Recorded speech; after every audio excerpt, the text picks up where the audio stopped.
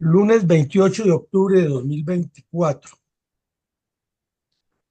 emisión número 653 de la memoria histórica aún no contada del conflicto armado en Colombia. El tema que abordaremos de análisis hoy es una seguidilla de ataques terroristas del grupo EPL contra los habitantes de la zona del Alto San Jorge y el Sinú en los límites entre Córdoba y Antioquia entre los años 1969 y 1970 como parte de la respuesta del grupo criminal a las exitosas acciones militares, operaciones que han realizado las tropas de la Cuarta Brigada, en particular el batallón Voltígeros de esa época, adscrito a esa unidad operativa menor, contra las cuadrillas del EPL en la zona. Y como una consecuencia de la dinámica terrorista que se estaba desarrollando en todo el territorio nacional. Es importante traer en el tiempo acá a primera plana esto, porque es otra de las demostraciones de que el Ejército Nacional, las fuerzas militares, sí han cumplido con demasiados esfuerzos con su función y su misión, mientras que la dirigencia política ha sido incapaz, ha sido inadecuada en sus decisiones y ha sido completamente contraria a los intereses del país cuando se trata de resolver estos problemas. Por eso no ha funcionado ningún proceso de paz y todos han revertido en más violencia. Adelante, mi coronel. Para contextualizar a nuestra audiencia en términos militares y estratégicos de seguridad nacional, ¿cuáles fueron las razones por las cuales el EPL abriera su primera retaguardia estratégica en el Urabá y Córdoba, mientras desarrollaba otras cuadrillas rurales y urbanas en diferentes partes del país? Bueno, como lo decíamos en el preámbulo, aquí hay mucha tela para cortar. Hay mucha realidad para poner en primer plano y en particular hay algunos aspectos de tener en cuenta porque alguien tiene que tener la responsabilidad de esto. En algún punto tiene que estar la razón por la cual las guerrillas han pervivido en el tiempo y la dirigencia política no ha dejado sus viejos vicios de esquilmar la nación y de tener el país ensimismado e inmerso en violencia, en atraso, en miseria, subdesarrollo, en contraste con toda la riqueza y potencialidad que tenemos. Tiene que haber unas explicaciones y probablemente aquí encontremos algunas. Recordemos que la zona de Urabá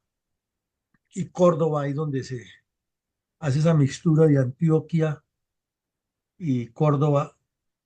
sobre la salida al mar y proyección al Chocó para salir también al mar Pacífico. Me refiero que en la primera de sale el Atlántico y en la otra el Pacífico, cruzando el rico tapón del Darién. Desde los años 50 y 60, ya el Partido Comunista Colombiano había iniciado una serie de actividades que luego las intentó capitalizar el MOEC como rama prochina que se abrió del Partido Comunista y consideró que esa era la zona. No se puede olvidar que allí, en esa zona, el terrorista Pedro González, alias Pedro Brincos, que fue uno de los primeros bandidos liberales comunistas que hubo en Colombia, derrotó por el liberalismo del MRL, por el Partido Comunista Soviético y luego por el Partido Comunista Pro-Chino. Estuvo en esa zona intentando crear el MOEC y fue golpeado después de asesinar a unos policías, fue golpeado contundentemente por el ejército y se vieron obligados a replegarse, pero allá quedaron las raíces, el cáncer quedó incubado en la región. Luego, también ocurrió que las FARC, por su parte, priorizaron las cordilleras central y oriental a partir de las republiquetas independientes. Entonces, en la primera conferencia constitutiva se asentaron allí y decidieron para la segunda enviar ya bandidos a formar cuadrillas en el Urabá y el noroccidente de Córdoba con el fin de difundir la línea comunista armada por medio de la quinta cuadrilla que con el paso del tiempo se desdobló en 58, 59, 37, 36, 18. Todas esas cuadrillas nacieron de la quinta que se asentó inicialmente en Urabá y Córdoba. Entre tanto, el ELN, del cual hemos hablado muchas veces, priorizó los Santanderes y el Magdalena Medio. Entonces nos queda claro que allí se forman tres retaguardias estratégicas muy bien definidas en sitios medulares, en corazones geopolíticos de Colombia. Y ante esa realidad, pues cualquier lego en la materia se da cuenta que el comunismo está trabajando desde hace muchos años para destruir el país, pero como estábamos en pleno frente nacional de corruptelas y repartijas de puestos y de amiguismos, los dirigentes de los dos partidos que eran los dueños del poder, los dueños omnímodos, omnipresentes, omnisapientes, omniscientes, omnitodo del país, miraban para otro lado y estaban era concentrados en la rapiña y en raspar la olla del presupuesto y los cargos públicos, a ver que no se les perdiera un solo puesto en esa rebatiña de politiquería y corrupción.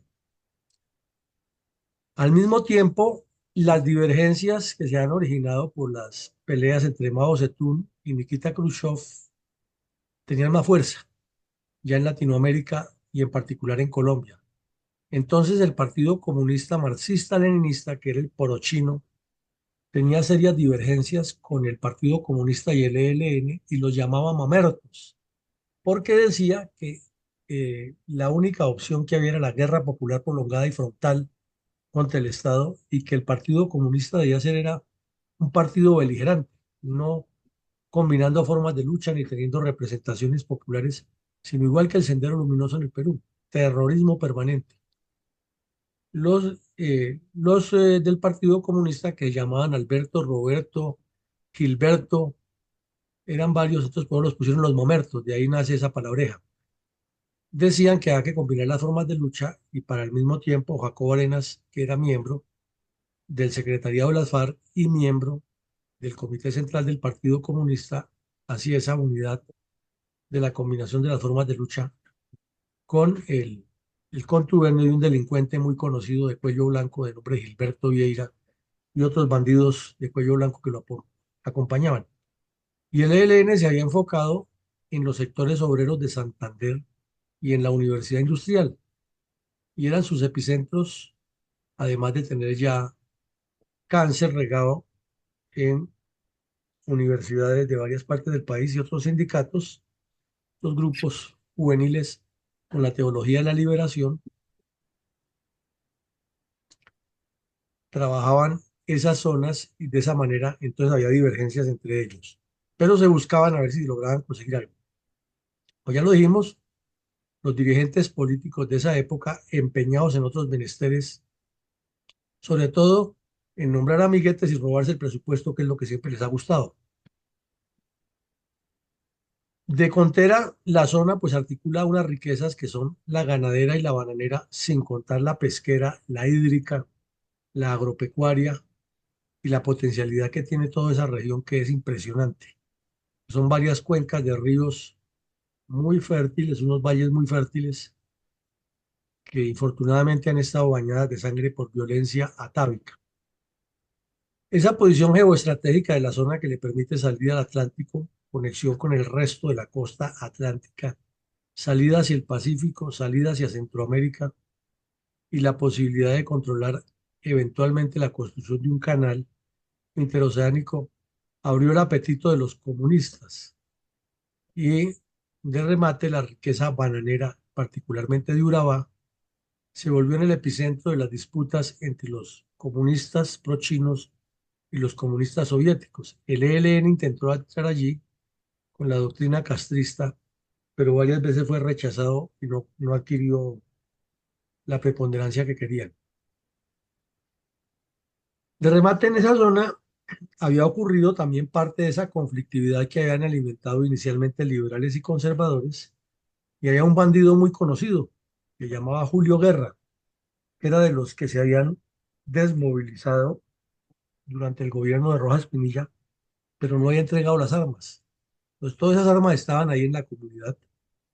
y el EPL, el Partido Comunista, había hecho ya varios contactos con Julio Guerra y otros bandidos de la zona y habían iniciado a utilizar tanto las armas como esa organización sociopolítica anterior. De remate, Julio Guerra era un líder muy conocido en la región y aparentaba estar dentro de la paz, como han hecho varios bandidos de esos, como es su costumbre. Y una vez inventaron hasta un show y un secuestro, que lo vimos aquí, como si el EPL le hubiera secuestrado para forzarlo a estar en la actividad criminal. No, eso no era cierto. Él era bandido y era amigo del EPL. Bueno, en la zona se caracterizaba en contraste con esa riqueza que hemos descrito, porque había desempleo. Con tanta riqueza y el empleo no era suficiente. El analfabetismo sí era altísimo y hasta hace muy poco se ha venido curando eso. Y la pobreza, en contraste con la riqueza, allá es muy evidente. Se ven unas haciendas muy ricas y la gente viviendo todavía en unas chozas, hoy, año 2024, viviendo en unas chozas miserables dentro de esas mismas extensiones de tierra llenas de ganado. Por eso la misión Curry decía que en Colombia era increíble que tenía más bienestar un semoviente ganadero que un campesino en estas zonas y no se equivocaban, decían la verdad. Entonces, con ese cuadro, pues el EPL escogió y encontró en Urabá y Córdoba un área de conflictividad lista para desarrollar su proceso terrorista, mientras las FARC lo hacían en las cordilleras y el ELN lo hacía en el Magdalena Medio. Adelante, mi coronel. ¿Cómo ocurrió la entrega de 30 terroristas del EPL a mediados de 1968 ante tropas de la Cuarta Brigada? Este es un tema que tenemos que analizar en otro episodio posterior, pero digamos que en el año 68 la Cuarta Brigada inició una operación intensa que casi no se menciona y que tiene una connotación muy fuerte hasta el punto que en el municipio de Montelíbano, Córdoba, se entregaron de manera casi simultánea 30 integrantes del EPL. Eh, Estos jóvenes, o estos señores, estas señoras, venían muy mal de salud. Los había cogido el paludismo, los estaba afectando la fuerte presión de las tropas y algunos estaban hambriados, ya mal vestidos, las armas se les estaban deteriorando, pero se entregaron y pues obviamente el ejército se anotó un hit, pero allí no pasó nada y nada es nada, porque el gobierno nacional, como andaba en otros quehaceres y en otras publicidades, el señor Lleras Restrepo andaba por esos días buscando prolongar su estadía en el poder, acabar con el Frente Nacional y su caballito de batalla era que había una reforma agraria, les prometía que iba para allá y ya sabemos lo que ocurre con las promesas de los políticos descompuestos. Entonces, este episodio está casi olvidado en la historia y si se trata de recomponerla y de contarla como es y de demostrar dónde está la responsabilidad de la clase política, es un elemento emblemático. Entonces, grosso modo, digamos que presionados por la situación, por las circunstancias, un grupo total de 30 terroristas del EPL se rindieron ante las tropas porque ya no tienen nada más que hacer.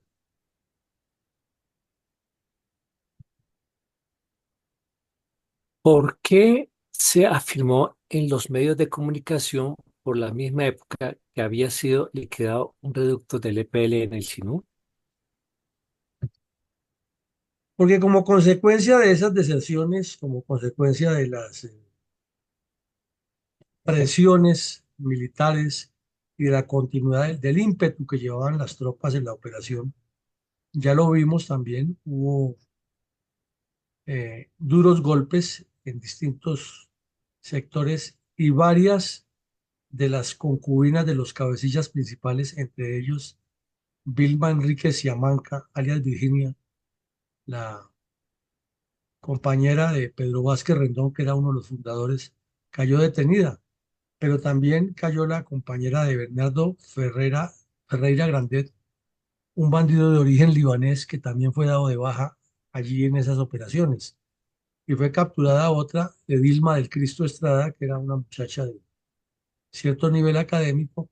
y también una guerrillera muy activa que le decían La Gorda. Mm, y eso condujo a la baja de otro bandido que llamaban El Gato. Entonces, en total, durante ese lapso en que se entregaron 30 bandidos, fueron dados de baja otros 25 y capturados 44. Quiere decir primero que el EPL sí había crecido bastante,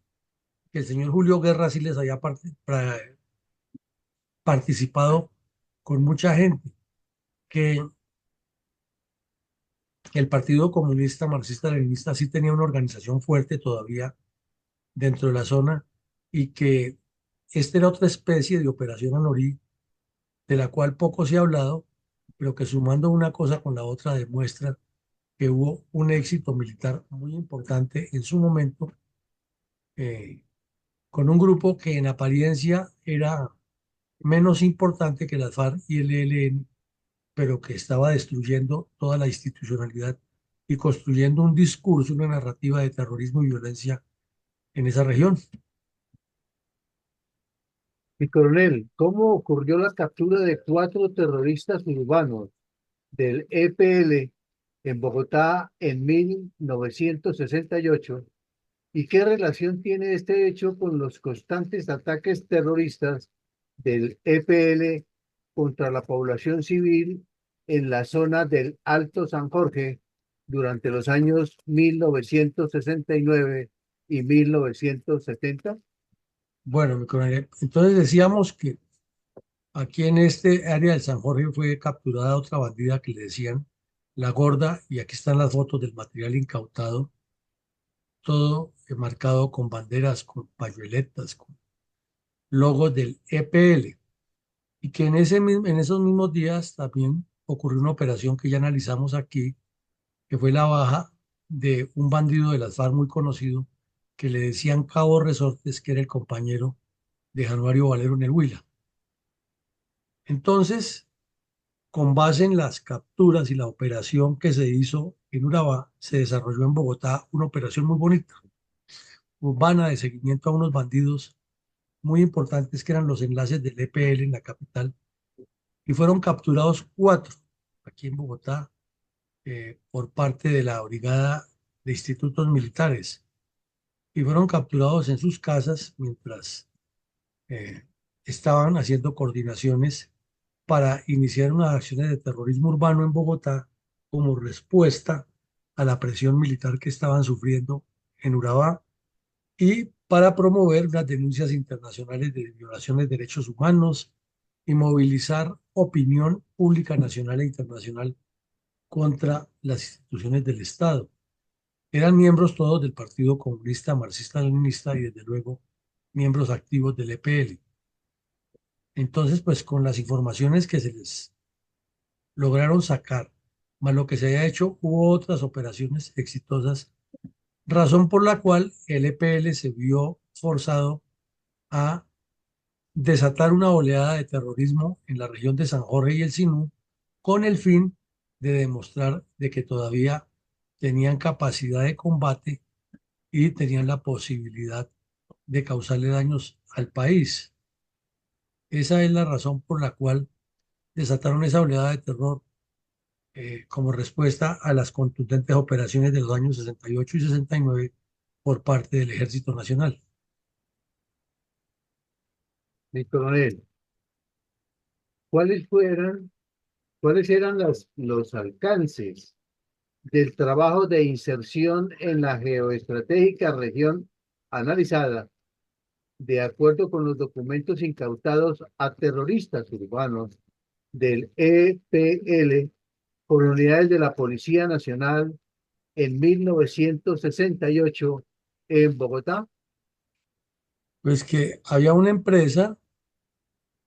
de nombre CBM que estaba trabajando en la zona y los bandidos la asaltaron. Y luego del asalto a esa empresa y a un campamento donde robaron unos víveres y asesinar a unos campesinos, hubo una persecución fuerte del ejército y la policía. Y en uno de los combates se les incautó un morral. Y en el morral había unos documentos en los cuales estaban todos los planes. Estaba el plan de acción inmediato de ese grupo y estaba asaltar dos puestos militares y un cuartel de policía. Y tenían los croquises, los planes detallados de qué hacer cada grupo y en especial la forma como lo iban a hacer. En uno de esos planteaban que había una base militar muy cerca a un puesto de policía. El objetivo era atacar la policía y dejar que las tropas pasaran. Y cuando estuvieran allá, hostigarlas y cuando viniera el refuerzo, emboscarlos y los que regresaban, hacerles una segunda emboscada. Todo eso estaba escrito, tenían propaganda, tenían también listas las consignas que iban a dejar, los textos de lo que debían escribir en las paredes y la forma en que se iban a replegar por diferentes sectores para evitar que una persecución completa los localizara a todos. Asimismo, el plan eh, de desviar la búsqueda mediante informaciones falsas a las tropas. Todo eso estaba escrito y la Policía Nacional pues fue la que encontró el morral, pero la persecución la estaba haciendo el ejército y fue publicado en los medios de comunicación y desde luego pues les detuvo ese plan terrorista, más no las intenciones de seguir delinquiendo contra Colombia. Mi coronel, ¿cuál fue la realidad de la muerte del terrorista Pedro Vázquez Rendón y luego la falsa noticia de que los mismos criminales del EPL habían fusilado a Pedro León Arboleda con el fin de engañar a los organismos de inteligencia y de seguridad del Estado? Es que la muerte de Pedro Vázquez Rendón fue toda una novela con la misma vida de este criminal, ¿no? Este era un delincuente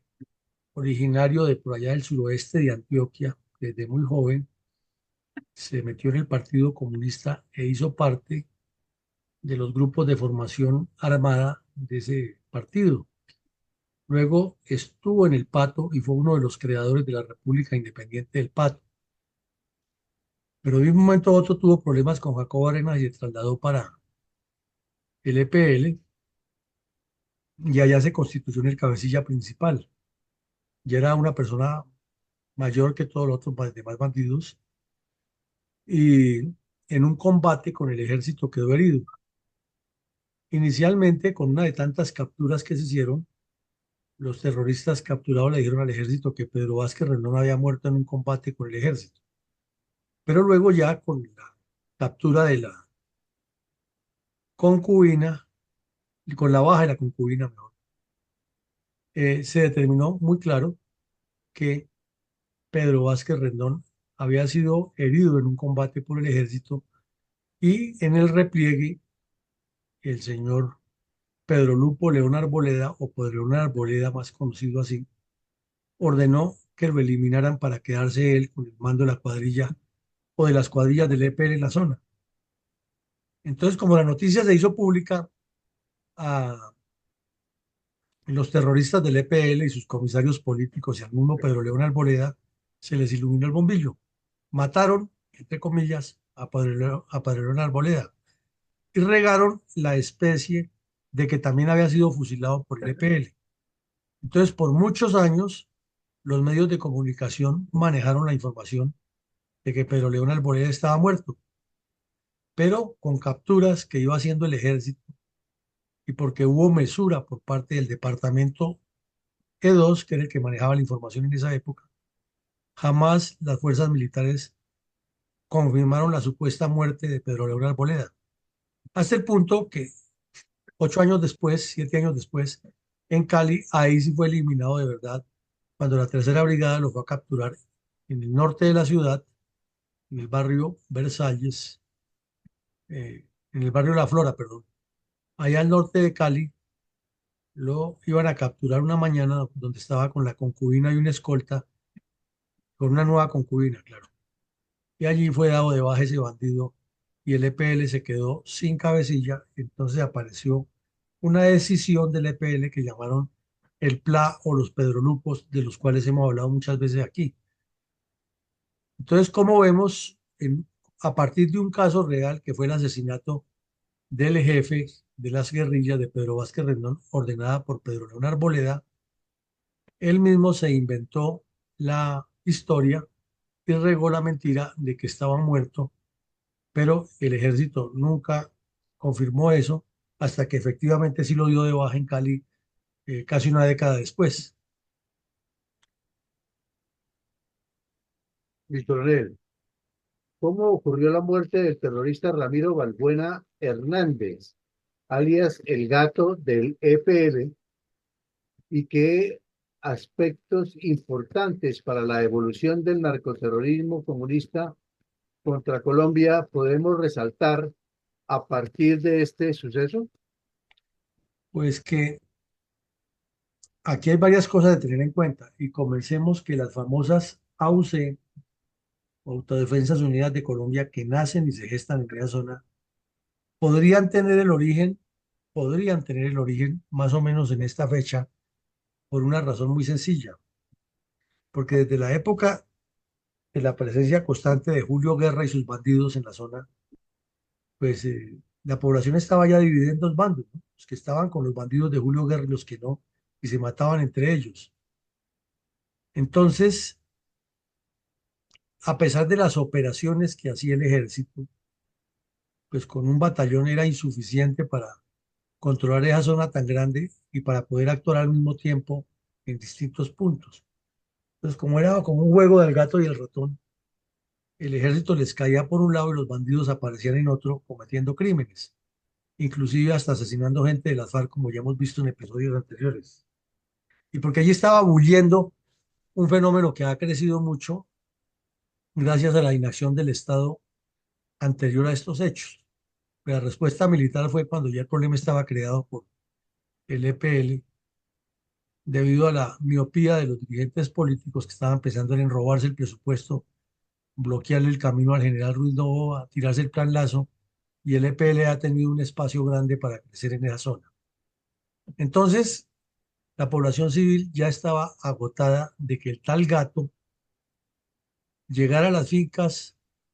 se robara las armas, se robara el dinero, los extorsionara, se llevara las cabezas de ganado, secuestrara a los muchachos para llevárselos, violara a las niñas y no pasaba nada, porque eh, no lo encontraba el ejército a pesar de que lo buscaba. Entonces los campesinos se pusieron de acuerdo en unas fincas que cuando llegara ese bandido tendrían su alarma. Para eso son muy hábiles los campesinos para tener sus medidas de coordinación. Y efectivamente llegó el bandido allí a braviar a unos campesinos, comenzó a cometer sus tropelías cuando le cayeron todos en grupo lo de la región y lo dieron de baja al tal gato.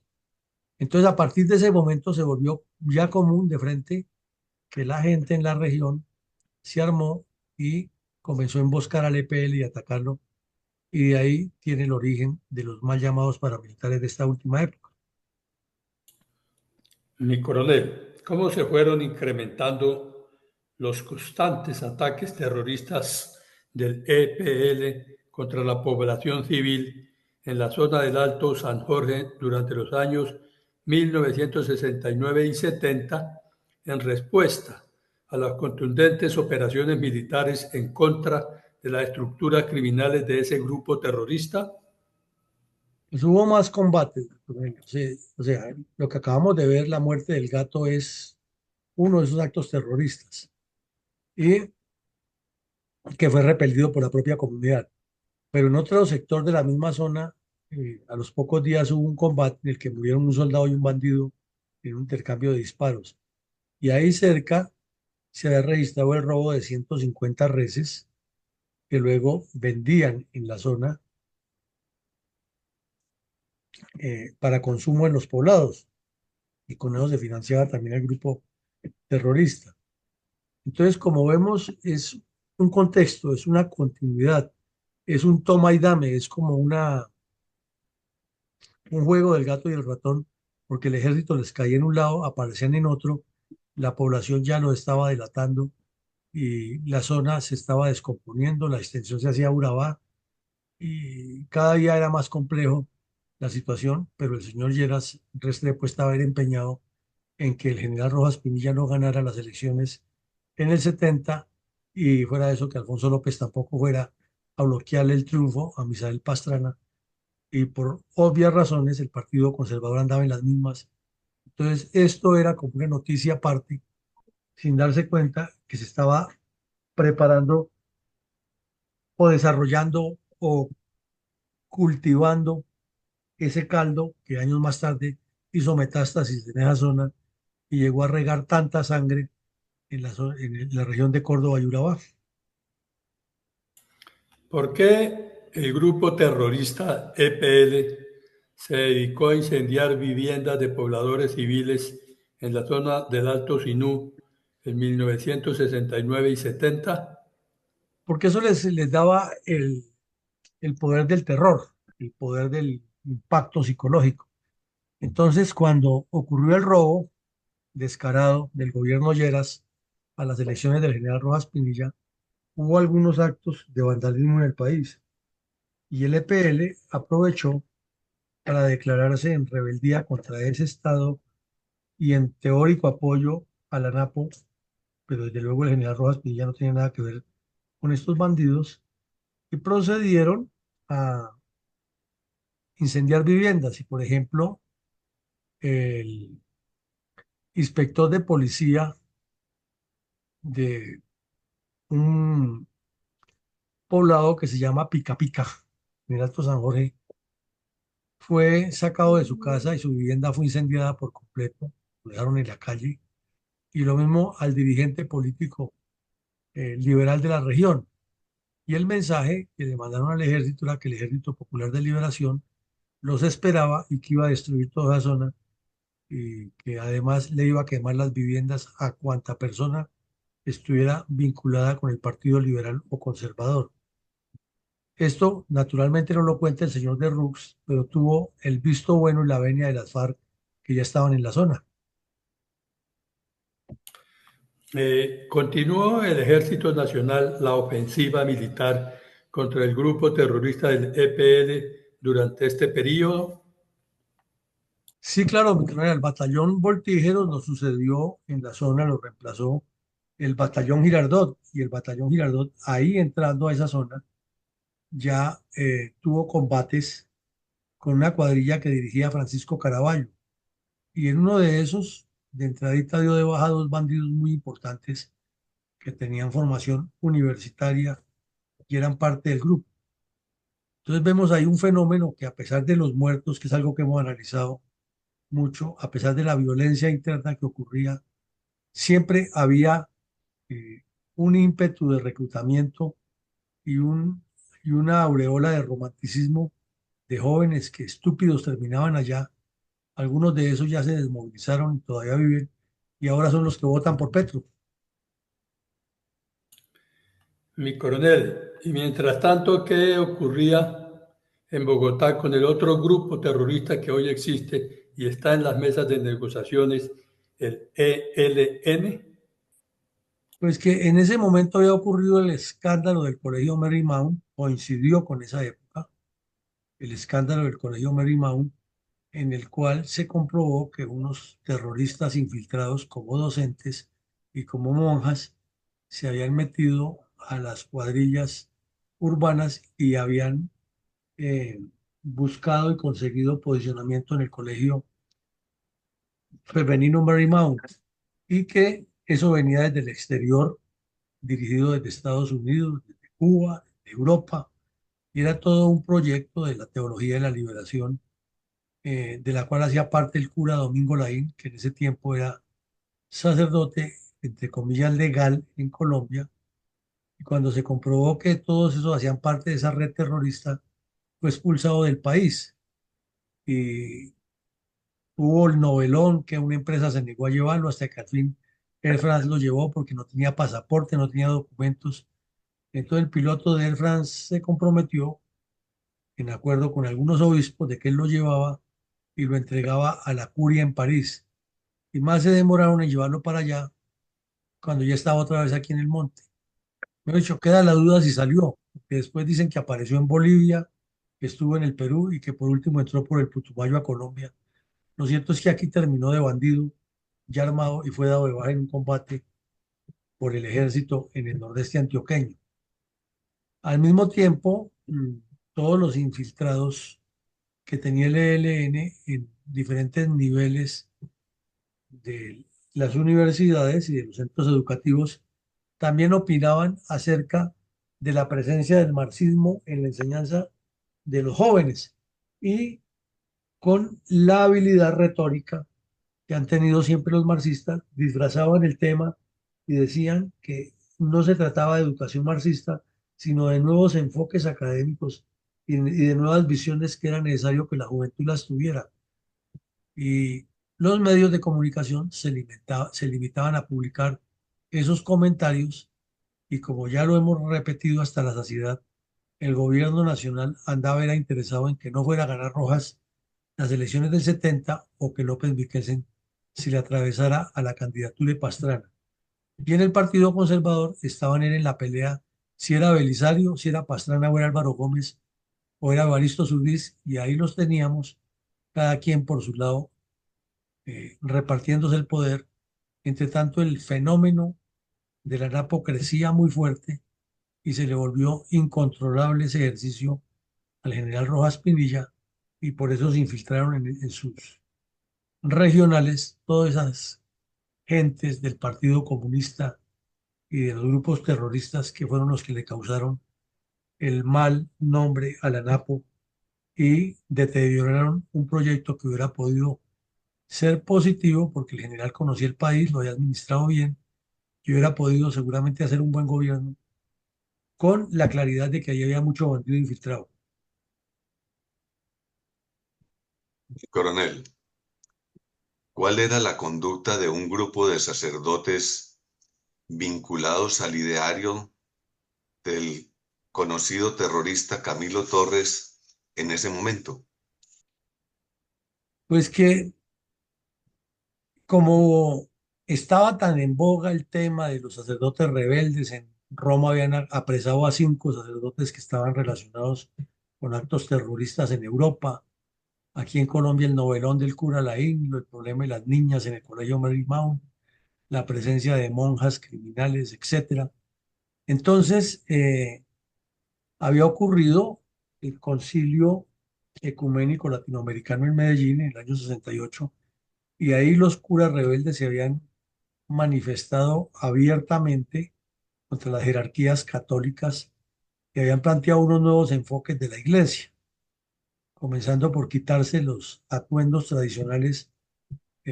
por hacer las misas públicamente y en cualquier sitio, y decían que para orar y hablar con Dios se necesitaba nomás que hubiera 2 personas o una sola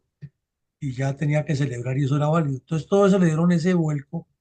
a la Iglesia Católica y como había unos sectores conservadores que han hecho el pacto del año de 1886 llamado Concordato, prohijado por Rafael Núñez, pues ahora había que cambiar ese esquema y la Iglesia no podía ser ni apéndice del Estado, ni el Estado podía ser apéndice de la Iglesia, sino que la Iglesia debía constituirse en un partido político, en otras palabras, porque de la Iglesia debían salir los cuadros formados dentro de esa mentalidad de la comunidad eclesial de base a gobernar en nombre de Jesús transformador, de Jesús guerrero, de Jesús obrero, de Jesús confrontacional y no de ese Jesús que todo lo perdona y que pone la mejilla para que le den la otra palmada. Eso fue un punto fuerte que aún tiene mucha raigambre clandestina en amplios sectores de la iglesia, que son los que siguen apoyando al ELN y hacen parte de la teología de la liberación. Solo que en ese momento los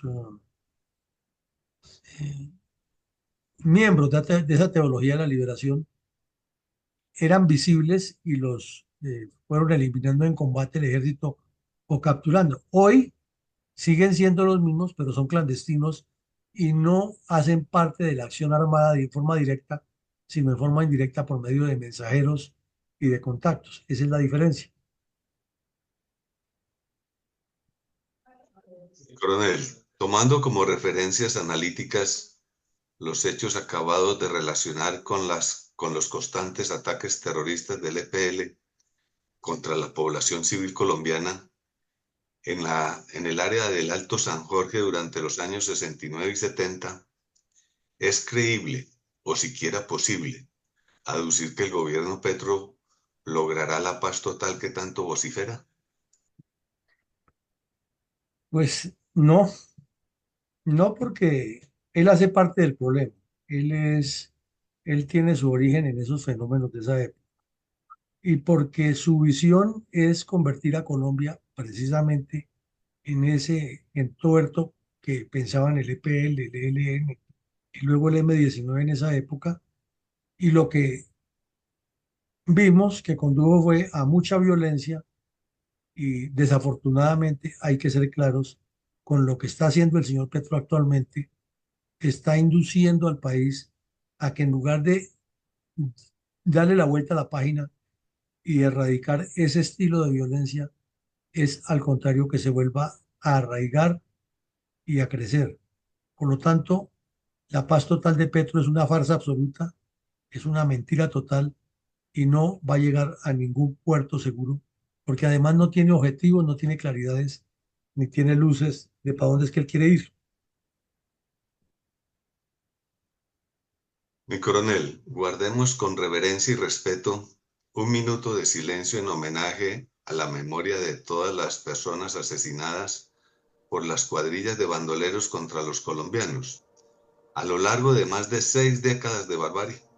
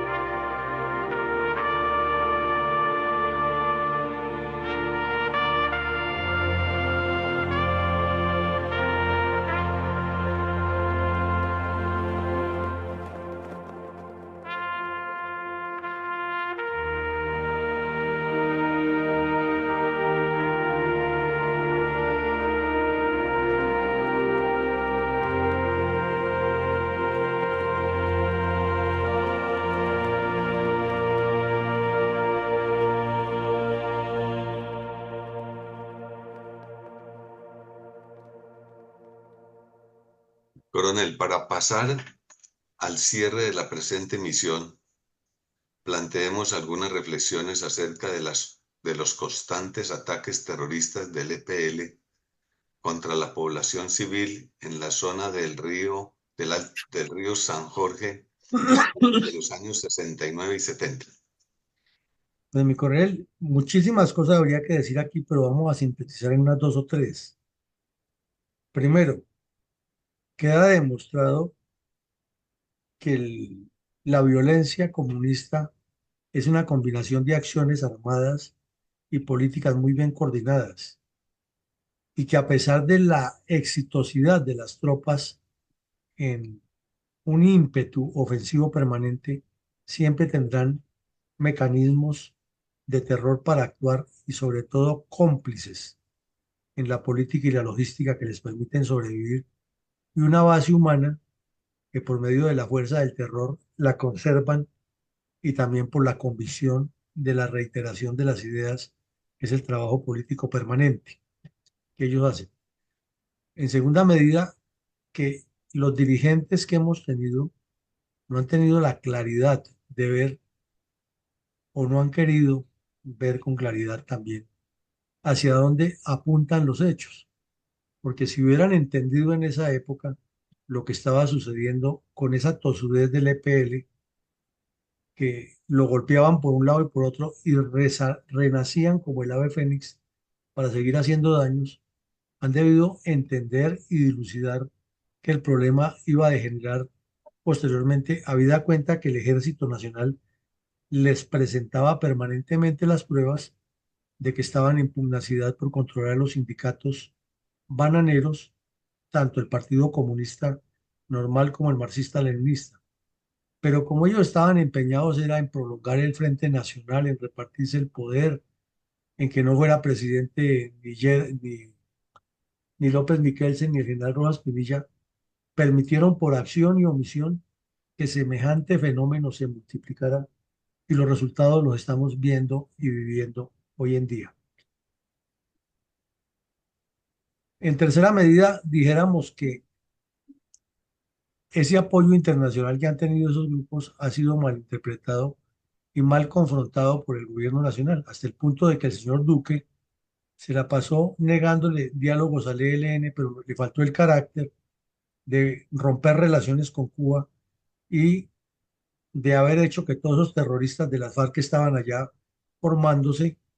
como médicos, que ahora vienen a ser los difusores de la revolución, los devolvieran acá a Colombia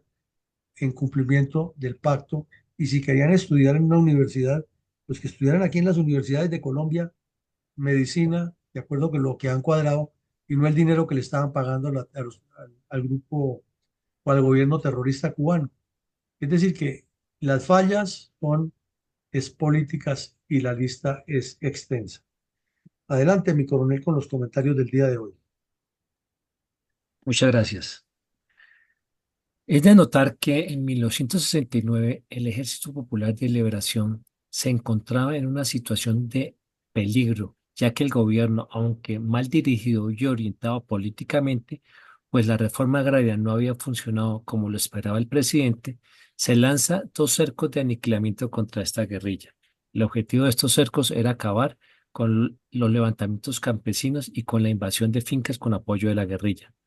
Para entonces el EPL tenía un plan de expansión bien articulado de oriente a occidente y de norte a sur por el Pacífico. De igual manera, el comunismo se expandía por toda Latinoamérica con gran furor. Indudablemente, este momento estaba también apoyado por los sacerdotes de izquierda de la tan mentada teología de la liberación. El presidente Lleras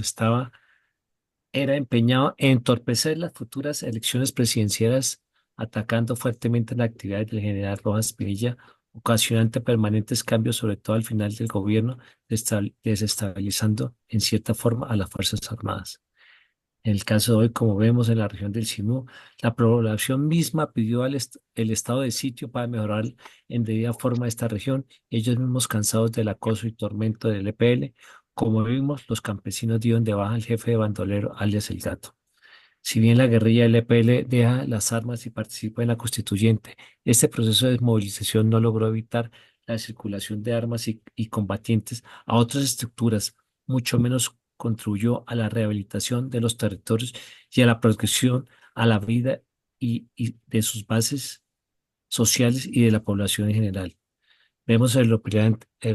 horripilante trasegar del EPL en esta rica región del país, donde la economía basada en gran parte en la agricultura y ganadería, el comunismo se instaló no para desarrollarla, sino para acabarla y es deber de nosotros no olvidar estos hechos que la historia de Colombia olvida. Gracias. Exactamente, doctor Miguel. Es deber, es obligación, es una responsabilidad moral no dejar que esto se olvide y desde luego mantenerlo vivo en la memoria colectiva nacional e internacional. Esta noche tendremos nuevamente actividades académicas con la exposición de el señor general Hipólito Herrera de la Policía Nacional acerca de las problemáticas que hay en Colombia para la administración pública y mañana retomaremos nuestra memoria histórica con el episodio 654. A todos un feliz día y que Dios nos siga acompañando.